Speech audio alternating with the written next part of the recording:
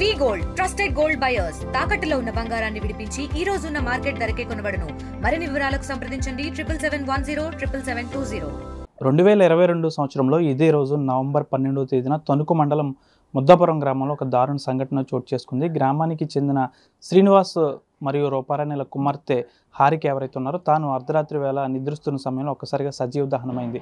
అయితే ప్రస్తుతం ఆ కేసుకు సంబంధించి ఇప్పుడు కీలక విషయాలు అంటే ఇదే రోజు 3 ఏళ్ల తర్వాత ఇదే రోజు నవంబర్ 12న కొన్ని కీలక విషయాలు ఫోరెన్సిక్ రిపోర్ట్లో వెలుగులోకి వచ్చాయి. తనను తల పగలగొట్టి పెట్రోల్ పోసి అంటించారనే ఒక విషయాలు బయటకు వచ్చాయి. అయితే అప్పట్లోనే ఎవరైతే హారిక అమ్మమ్మ తాతయ్య ఉన్నారో వీరు సత్యనారాయణ పార్వతులు అప్పట్లోనే వీరు కొంతమందిపై అనుమానం వ్యక్తం చేశారు. అయితే దానిని పక్కన పెట్టి కొన్నాళ్ళు పోలీసులు అయితే చేతులు దులుపుకున్నారు. ప్రస్తుతం ఈ ఫోరెన్సిక్ రిపోర్ట్కి సంబంధించి కీలక విషయాలు వెలుగులోకి వచ్చాయి. హారికకు సంబంధించి తలను పగలగొట్టి తనను మంటల్లో కాల్చి సజీవ దహనం చేసినట్లయితే ఫోరెన్సిక్ రిపోర్ట్ అయితే వచ్చింది. ప్రస్తుతం అమ్మమ్మ తాతయ్య ఉన్నారు. గతంలోనే వీరు ఆరోపించారు కూడా. దానికి సంబంధించి వీరిని తెలుసుకుందాం. గతంలో మీరు మీ మనవరాలు చనిపోవడంతో కొన్ని ఆరోపణలు చేశారు. అసలు శ్రీనివాస్కి రెండో భార్య మొదటి భార్య ఏది? రెండో భార్య ఎవరి పేరు? రూపారాణి. అంటే మొదటి భార్య మీ కూతురు, ఆవిడ ఎలా చనిపోయింది? ఆవిడ శ్రీనివాసే. చిన్నపిల్ల ఉందని నేను పిల్ల అయిపోతుంది కదా అని పిల్ల మనకి ఎత్తాడన్న ఉద్దేశంతో మేము కేసు పెట్టలేదు.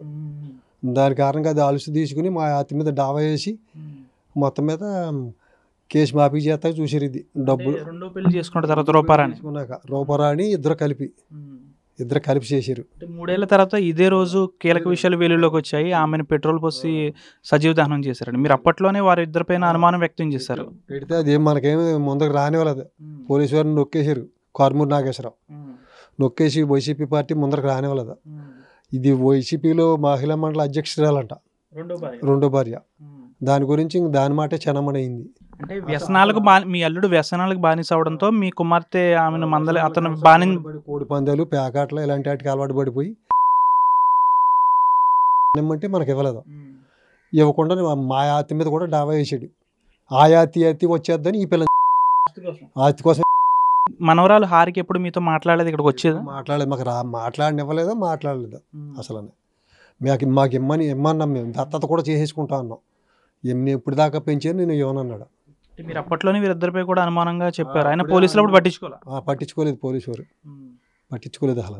ఇప్పుడు ఏం కోరుకుంటున్నారు? మీకు న్యాయం పూర్తిగా అరెస్ట్ చేసి రేపు వద్దని ఇంకో పిల్లకి జరగకుండా ఉండాలంటే అది న్యాయం చెయ్యాలి. చచ్చిపోయి మీ మనవరాలకు సంబంధించి కీలక విషయాలు వెలుగులోకి వచ్చాయి. మీరేం చెప్తారమ్మా? గతంలో మీరు ఆరోపించారు మీ అల్లుడిపై. ఇప్పుడు అదే విధంగా జరుగుతున్నట్టు సమాచారం ఉంది. ఇద్దరిని కూడా అదుపులో తీసుకున్నారు. ఏం చెప్తారు?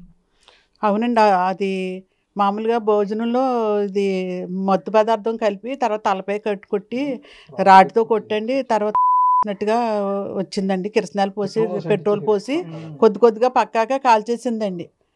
అసలు పిల్ల ఇది వేరే ఏదో చెప్పారు కానీ కారణాలు, కానీ పక్కాగా భార్యాభర్తలు ఇద్దరు ఆలోచించండి. ఈ విధంగా ఆస్తి కోసం ఇలా చేశారండి ఇద్దరు కూడా. అంటే పోలీసుల అదుపులో ఉన్నట్లు సమాచారం. ఇద్దరు కూడా మీకు ఏం న్యాయం అంటే వాళ్ళకి ఏం జరిగితే మీకు న్యాయం జరుగుతుంది అనుకుంటున్నారు? వాళ్ళకి పక్కాగా ఇది జైలు శిక్ష పడాలండి, బయటకు రాకుండా. మళ్ళీ వేరే ఎవరు ఇతరుల అమ్మాయికి ఎవరికి కూడా అమ్మాయిలకి ఎవరికి కూడా అలా అన్యాయం జరగకుండా ఉండాలి. అంటే దీంట్లో రాజకీయ కోణం కూడా ఉందని మీరు అనుమానిస్తున్నారా? కార్మూర్ నాగేశ్వర హస్తం పూర్తిగా ఉందండి బలంగా వీళ్ళ వైపు. అందుకే పోలీసులు 3 సంవత్సరాల నుంచి కూడా మాకు న్యాయం జరగలేదండి. అప్పుడు ఆ వైసీపీలో ఉండగా హస్తం ఉన్నట్లు మీరు ఎలా చెప్పగలరు? అదే పార్టీ చెందిన రూపారాణి అందులో మహిళా మండలి అధ్యక్షురాలండి. వాళ్ళు కూడా అదే పార్టీ. దాని గురించి మాకు అసలు న్యాయం జరగలేదండి. వైసీపీ పరిపాలనలో మాకు అసలు పోలీసులు మమ్మల్ని పట్టించుకోలేదండి. తిరగడమే కానండి. ఇప్పుడు 3 సంవత్సరాల నుంచి తిరగడమే కానీ అసలు మాకు ఫారెన్సిక్ రిపోర్ట్ కూడా మాకు రానివ్వలేదండి. మాకు పోలీసుల వల్ల ఎవరు అధికారుల వల్ల కూడా మాకు న్యాయం జరగలేదండి అసలు. కానీ ఇప్పుడు హైకోర్టు నుంచి ఆదేశాలు రావడం వల్ల మాకు ఇప్పుడు పోలీసులు కదిలింపబడి ఇప్పుడు మాకు న్యాయం జరగాలని కోరుకుంటున్నానండి అధికారుల ద్వారా.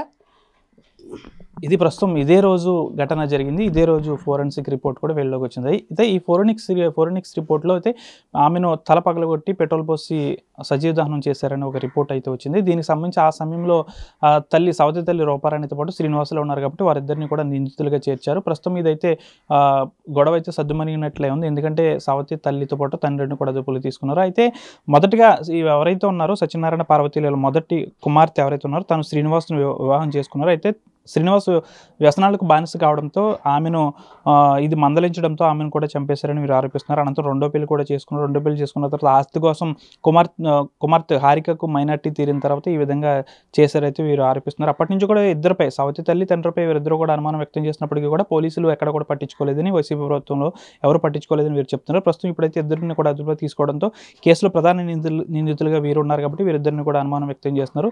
ప్రస్తుతం వీరిద్దరూ పోలీసులు అదుపులో ఉన్నారు కాబట్టి వారిద్దరికీ కూడా శిక్ష కఠినంగా వేయాలంటూ కూడా అమ్మమ్మ తాతయ్యలు అయితే కోరుకుంటున్నారు. వీడియో జర్నలిస్ట్ శేఖర్తో మనోజ్, పశ్చిమ గోదావరి జిల్లా నుంచి. Local to global news at your finger tips. మీ చేతిలో ఒక ఆయుధం. Download R TV app. Media legend Ravi Prakash is back.